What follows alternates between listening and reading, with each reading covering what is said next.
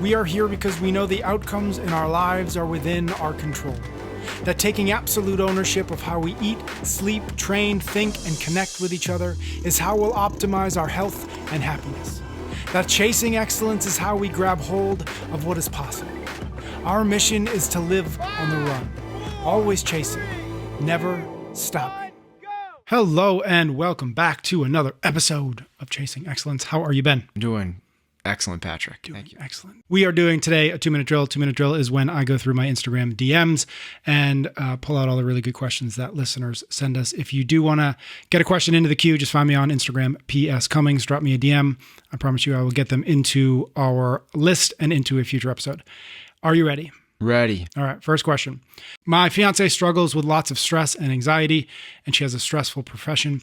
She's also extremely competitive and very much a perfectionist. She ran D1 track and now runs marathons at a competitive pace. I've been trying to encourage her to take more time to focus on her own mental health and happiness. For as much as she has accomplished with her current mindset, I can't imagine how much she can do and how much happier she would be if she could shift that a bit. I'm curious what you would, how you might think about helping somebody like that. It's the same way I would go about helping anybody in any endeavor. What is it that we're hoping to accomplish? Mm-hmm. So if you take someone like this with that type A, go-getter, I'm going to get it done, work mentality, and set them loose, they're going to bring that mentality to every single aspect of their lives or to one area that they just get kind of pigeonholed into without enough awareness for what they're actually going for. Mm-hmm. So here is the really short answer. Have them, and I do this to my athletes, write down what is your definition of success. And when you do that, it brings to light, okay, this is what I'm chasing. Now, if she says, I will be successful if I can run a sub 240 marathon. Yep. I challenge that because, okay, if you achieve that, what's the next thing that you're going to do? That's not success. That is a thing on the way to. What is that thing that you're going to? What does that sub 240 marathon do for you as a person? And what we need to do is we need to figure out truly what is the singular carrot that we're all chasing. Mm-hmm. And when you have that, it brings a lot of clarity into the actions that we bring every day. Because what most people are doing is most people are doing is just trying to get all of these things. I'm an achiever and I need to get this one and this one and this one. And it creates to this, the husband's point, a chaotic lifestyle. Mm-hmm. And if you get a little bit more clarity on what that thing is, the methods become clearer. Mm-hmm. So, example for me is I want to live a fulfilled life. That is my definition of success. Mm-hmm. How do I know I have a fulfilled life? When I am on my deathbed, I look back and I go, I'm so glad that's the way I spent my time. So that's what I'm chasing, is not how I'm so happy with how I'm spending my time right now. Because how I spend my time right now might be very different than the perspective I would bring at the end of my life. Mm-hmm. Right now, it might be I want to run a sub 2-hour marathon. That'd be amazing. But a sub 240 marathon. And then, but when I get to, I go, what was that worth? Right now, it might be I want to climb the corporate ladder. I want the corporate office. I want to be able to make 7-8 figures. But you get to the end of your life, you go, what was that about? Mm-hmm. So it's not what is it right now but what is it with enough perspective of a end of your life is it that you were chasing? Mm-hmm. Is it the difference between extrinsic and intrinsic? Like a lot of like the sub 240, the whatever, those are very extrinsic goals. Yep. Like I can point to it, I can say yes or no, I did it, versus I think what you're saying, which is like, let's get even deeper, like why that extrinsic goal, like what inside of you will be satisfied by that. Absolutely. But then we can actually go back to the intrinsic, right? Because that sets up where she's chasing. Yep. So if you go, okay, what I really want is I want to, and by the way, I believe this is all of us in its humanity. And we just don't talk about this. Mm-hmm. What we're actually, we're going to blow up the 2-minute drill right now. This can be a 9-minute drill. What we are all chasing, we just don't vocalize it, we are all chasing the same thing. Excellence. But okay.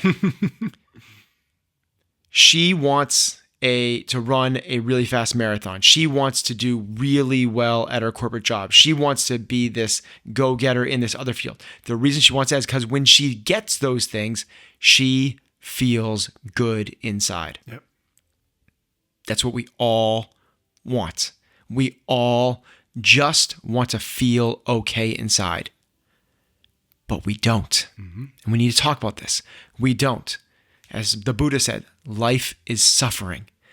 In spiritual world, they call it Maya, which is this it's the curse of humanity, is that we just don't feel okay inside. But that's why we're all doing these things.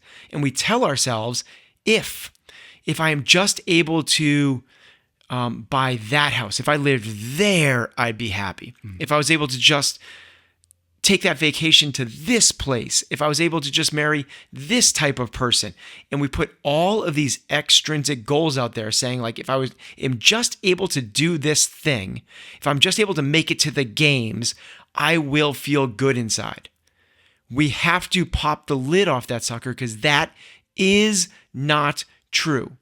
Never have you, your friends, family, or anyone you know, or anyone in the world gotten that thing and then been okay inside.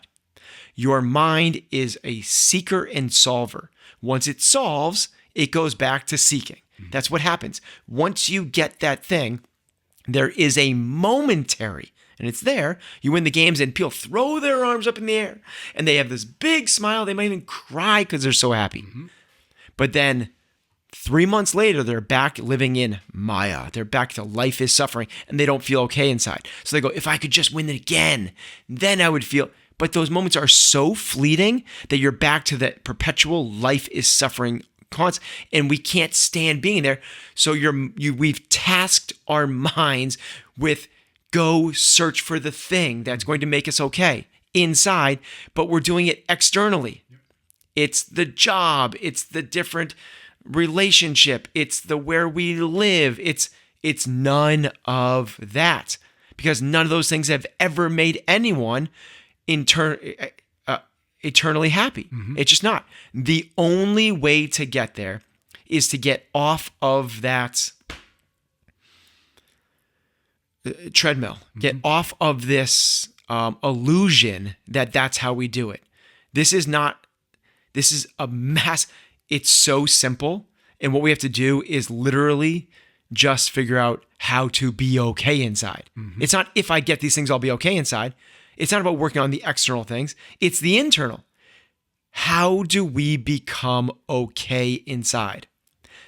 And the way to become okay inside is so simple. It's stop listening to the mind that says it's chasing the external things. That is what's causing the anxiety, because you don't have that job. You don't have that relationship. Somebody did say something that you didn't like. Instead of working to create a world where 7.5 billion people act and perform and behave exactly the way you want to, otherwise you won't be okay inside, forget about trying to make everyone act okay inside and just start to be okay inside. This is a massive paradigm shift that we have to recognize, because the world does not tell it this way. Nobody, because this is what the world has told us. You have to achieve these things. And if you achieve these things, you'll be okay. But even on the way to those achievements, so many things happen that we aren't okay with. Well, then we get all upset and now we're not okay. You have to let go of that struggle, of the suffering of the mind, by telling the mind, I'm just not going to listen to you right now. I'm going to let you do your thing, which is seek and solve, but I'm going to let that chatter settle and not get wrapped up into it. You getting wrapped up in the chatter is called stress and anxiety. That's literally what stress and anxiety is. You getting caught up in the chatter of your mind trying to seek and solve, which caused the thinking, feeling loop. Now you get stressed. You go, see, I told you this thing was bad. Now I'm stressed about it. And now you think about your stress and now you're feeling worse. That's how you get there. We need to relax. Relax and just start being okay with the world not being okay. The phrase quarter extremity keeps coming to my mind.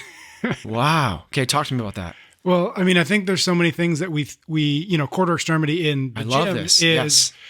focus on, move the big muscles first and then worry about the smaller muscles that are to the extreme, right? Don't worry less about the wrist than you do about the shoulder, right? And that's how we want to move. That's how we're most powerful, right? And I think in a lot of ways, in the rest of our lives, we focus on the extremities, the 240 marathon, the car, the job, the relationship, whatever. And then we think that that's by changing them or by optimizing that or by focusing on that, those little muscles, the big muscles will be changed. But that's not how it works. The big muscles should change and should move. Big muscles first should move the smaller muscles after. And I think we have that backwards. Love that. Yeah. Super cool. That quarter extremity, inside, outside, extrinsic, intrinsic, also speaks to the levels of mindset that we frame the mind with, where the victim, the lowest level of mindset, is only concerned with what's going on outside. Yep. See what happened? See, it's raining. I told you it always rains when I try to go camping. Yep. Whereas the highest level of mindset, that warrior mindset, is the opposite. There's no concern for the outside. Whatever happens, happens. And it's all about my internal character development, how I'm growing inside. What we try to do all the time is solve for things that are problems in the world. And we should try to make the world a better place.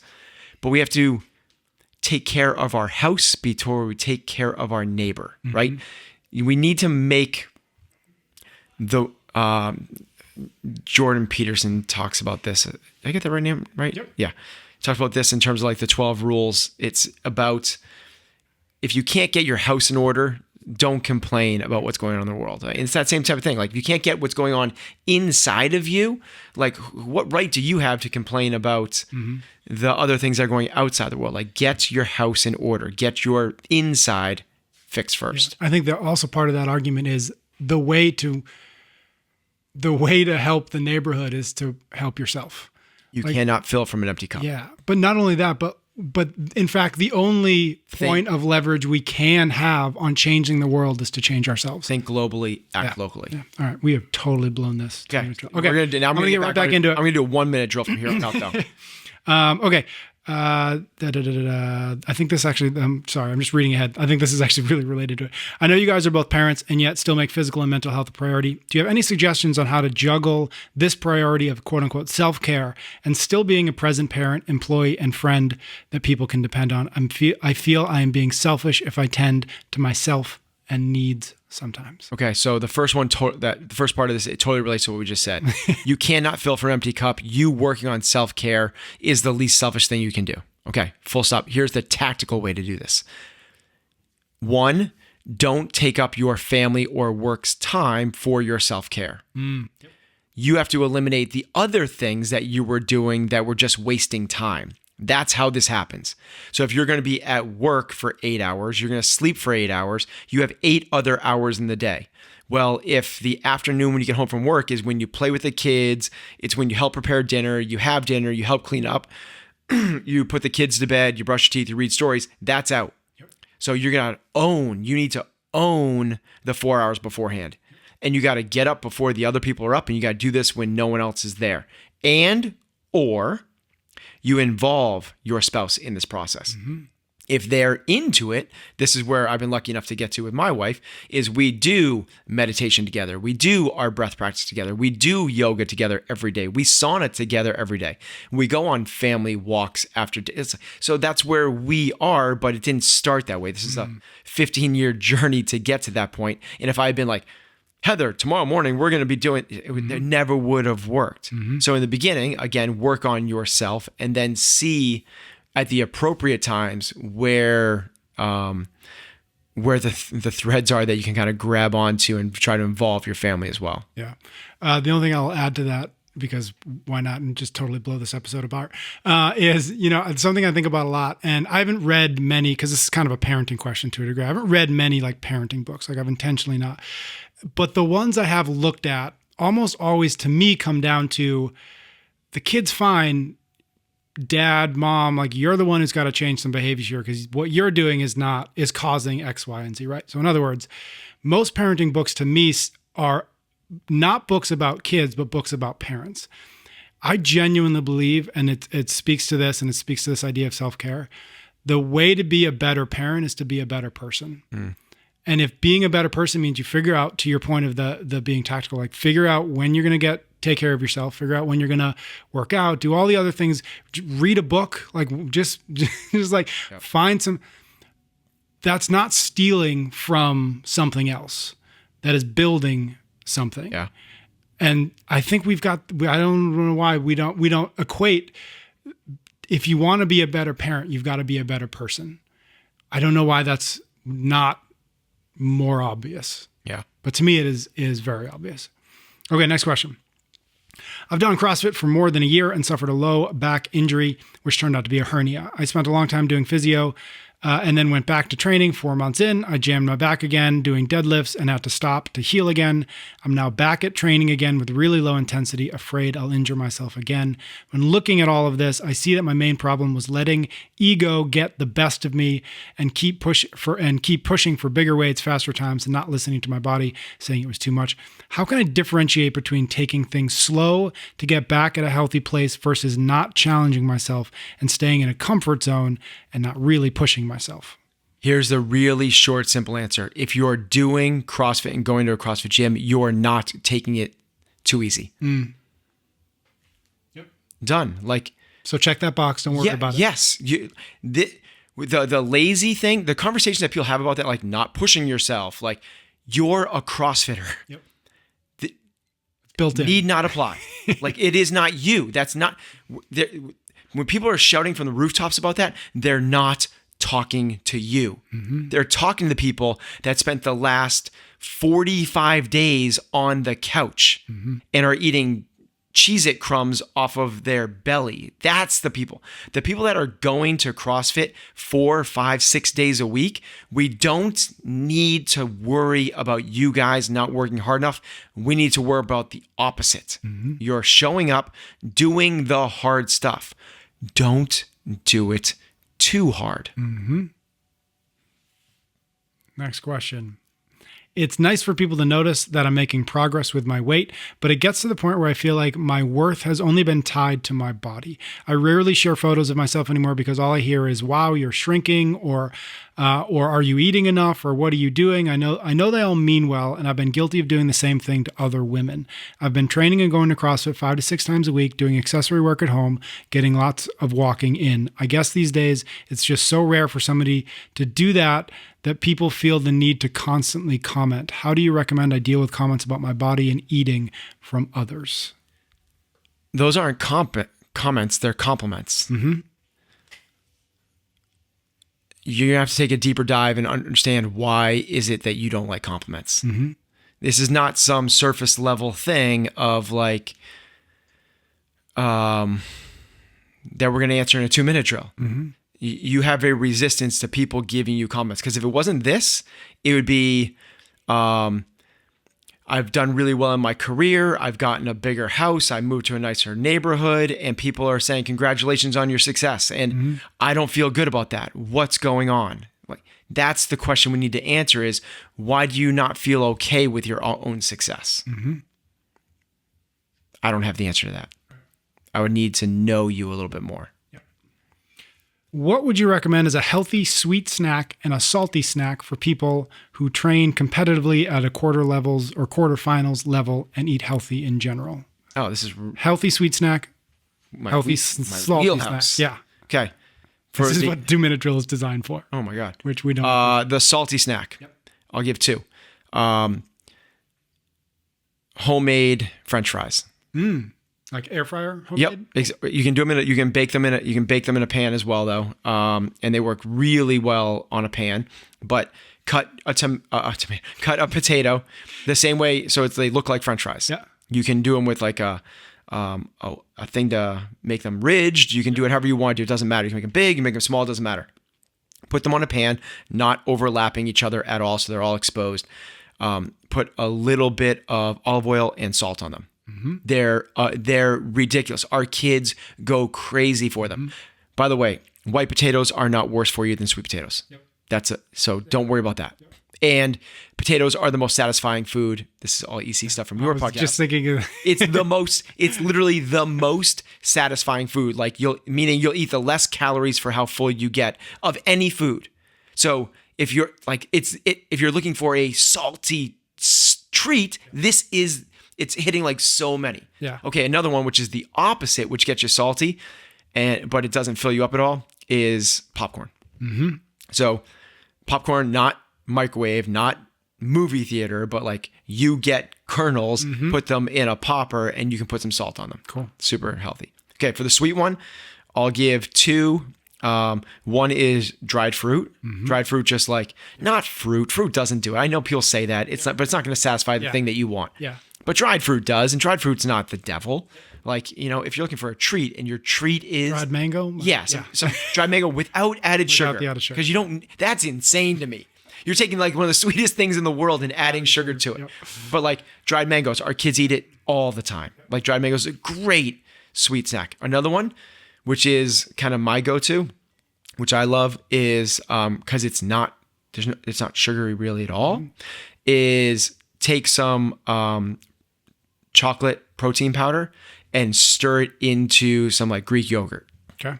That it's like a pudding. It's delicious. You feel like you're having a dessert, but there's no sugar. There's 0 sugars in that, like 0, and tons of protein. It's like, that's what we're trying to get, right? Is what can we not derail ourselves, but we're satisfying that thing. Yeah, love that. Cool. I've been working at a middle school as a teacher and admin for 7 years now, and I'm in a principal residency program, putting me in a position to potentially take lead of the school in the next few years. One cultural issue I've struggled to turn the tide on is gossip. Among my more veteran staff, gossip and chatter behind closed doors is pretty rampant. I've instituted norms on direct conversations, modeled them myself, held professional development with a third-party organization on difficult conversations with my leadership team and staff, and all that's happened is that folks have stopped gossiping with me, but continue to do so, and the distrust seems pretty toxic. How would you address this? So first off, awesome that this is an awareness level and something that they're trying to, this is where like culture change starts, is things like this. So this is a phenomenal question, phenomenal leader trying to do this. The first thing I would say is congratulations on getting people to stop gossiping with you. That is step 1. Agreed. But behavior change takes time. So you're in a development program. You're not even there yet. This could take weeks, months, years. This could take a decade to fully embed itself as the way we do things here. But the way to embed it quicker and deeper is through the touch points. You're basically teaching and having them practice. So we listed maybe 3 things there. It was had a outsourced thing. Yep. She had a third party come in. She's let me figure. Modeled them herself. Yep. And there was something else. It doesn't matter. Norms on direct conversations, modeled them myself, held professional development. Okay. It sounds like besides you modeling them yourself, there was 2 other things. We had a conversation about direct conversations and somebody else come in. This is something that needs to be talked about literally at every available opportunity if it's something that matters to you, and I think it should. This is if it's a toxic environment, this is really important. So what you're going to talk about a lot at every company meeting is start off and talk about what a strong culture is and what it isn't. And what it isn't is one with gossip. And how do we define gossip? Gossip is when 2 people talk about another person in anything other than a glowing positive way without them being present. And whenever that is something that whenever that happens, we are stripping down the walls of trust in this organization. We want and then you just keep on going, you keep on going, you keep on going. And it's going to take a long time because this is inherent in our culture otherwise, is we always talk about people that aren't there. So it's going to be a big thing. And then you put up a poster that says, great minds talk about ideas. Average minds talk about events. Small minds talk about other people. Eleanor Roosevelt. And then you have another, and you just keep on going, and you just drip, drip, drip, drip. You keep modeling it and modeling it and modeling it. And then eventually people will start to feel weird because they have such high level of awareness of what they're doing in real time. Right now, because you've had 2, 3, 4 conversations, it's not real yet. You're still new, and this is a new thing for them. It's going to take a drip campaign. Next one. I am a 40-year-old woman who has been doing CrossFit for the past 8 years. I'm not doing it competitively, mainly to stay in shape mentally and physically. Realistically, how often should I be doing max lifts, or should I just be mainly focusing on lifting heavy for that day, so to speak? Yes. Relatively. The latter? The latter. You don't need to do max lifts ever. Now, it doesn't mean don't do a single lift. You could do ones. You could do 5s, but they're just you should never, to me, this is like that. You should never fail a rep. Like that's just like you should never, especially for the slow lifts, right? And especially for like deadlift, back squat, front squat, a bench press, not as big of a deal, but I wouldn't want my older athletes. It just makes no sense to be in that spot. You can get every bit the stimulus for adaptation through heavies as you can through maxes. Maxes are a test. How often do you go out and run 1 mile as fast as you possibly can to the point where you could not go 1 second faster? And sometimes you fail, you don't finish. Like no one ever does that. Like, sounds miserable. Right. Yeah. So why are we doing that with it just makes no sense. We don't need to be doing that. Is implicit in the idea of finding a max the idea that in order to truly have found it, you must have failed? Like, in other words, like if I do a lift at 300 pounds and then I try 305 pounds, I fail 305. Okay, I've actually found my max. Yeah, no, that's you found your failure. Okay. So what's your max is what's the heaviest you lift, and you go like, I know if there was 1 more pound on that bar, I could not have lifted that. So you do not need to fail. Failure to say, is not, got it. Exactly. Got it. Okay, cool. 2 more questions. Do coaches have to be fit or just fit enough to demo movements? They don't need to be fit. They need to, I'm going to answer this in a way that you don't have to be fit. You have to follow the program you're prescribing. If you follow the program you're prescribing, you're going to get fit. That's the difference. Just like your members, if they follow your process, if they follow your prescription, they should see incredible results. That's why they're coming to you. And you should just be ahead of the journey that they're on. You don't even have to be ahead of it. You can be on it as long as you're on it. Yeah. You could start it literally with them as long as you have the knowledge of it, right? Because you could be behind. You could be 75 years old, but if you're living and doing what you're saying and prescribing to others, that's where trust comes in. This is the biggest miss in the training world. Clients come in and they put people on a program, but then they go and do something else. And people go, well, no, we do that because we're at different level. Not in our space. Not in the CrossFit world. We have a workout of the day. And we don't do that differently for our clients. We don't say, hey, Jane, you're going to do this different than Bill because you guys are on different things. And I'm on different things, so I'm going to do something different. So everyone in here is going to do something different. For our clients, we say, everyone together, here's the workout of the day. Then why are you doing something different? You're not, you're the same. We as trainers and coaches need to be doing the same workouts as our members in the same classes as our members. Only exception is if you coach every class a day. It's the only exception. Then you have to train outside classes. Got it. Love that. Last question. I've been doing CrossFit for many years, and I'm an RX athlete with a decent level of strength and fitness. I'm turning 32 soon, and have started training twice a day since a couple of months ago because I wanted to bring my performance to the next level. I track macros, eat relatively clean, sleep 6 hours a night, don't party, and have maximum 1 or 2 beers on Saturday. My fitness level has gone up slightly, but I find it hard to keep the strength even though I try to eat in a slight caloric surplus to help me sustain the training sessions. I am starting to think that naturally it is very hard to become competitive. Am I wrong? And I clarified with him. I followed up. I said, when you say natural, do you mean it's not possible to do without performance enhancers of some? And he was affirmative. So what he's asking is, he's starting to think that it's impossible or very difficult to naturally become very competitive without Without drugs of some kind. Oh my God. Yes. Yes, it's more difficult. And yes, it's difficult. Did you say you only sleep 6 hours a night? 6 to 8. He says I 6 sleep to 6 days. Yep. Yes, it's very, very difficult. That's why by definition, only 10% move on to quarterfinals. It's literally, to be competitive, you have to be in the top 10%. That means that you're better than, it's like trying to go to an Ivy League school. You have to be better than 90% of the other students in your school. So of course that's challenging. Of course that's hard. You have to be way above the average. That's a challenge. If it wasn't, it would be easy. The question should be, what should I do to get there? Not, do I need to take drugs to get there? That's like saying, I want to get into an Ivy League school. Do I need to take Ritalin? Do I need to, I don't even know what Adderall? Do I need to like take these drugs to be able to study? Because if I do those, I feel like it'd be a lot easier. Or I think implicit in this is the kids who are getting into Stanford must be doing that because it's the only way possible. Man, what a victim mindset. I mean, I hate to say it another way, is like, everyone else must be cheating. It's hard, dude. It's hard. Like, it's hard. You just started training twice a day. Everyone else has been training twice a day for 5 to 10 years. Okay.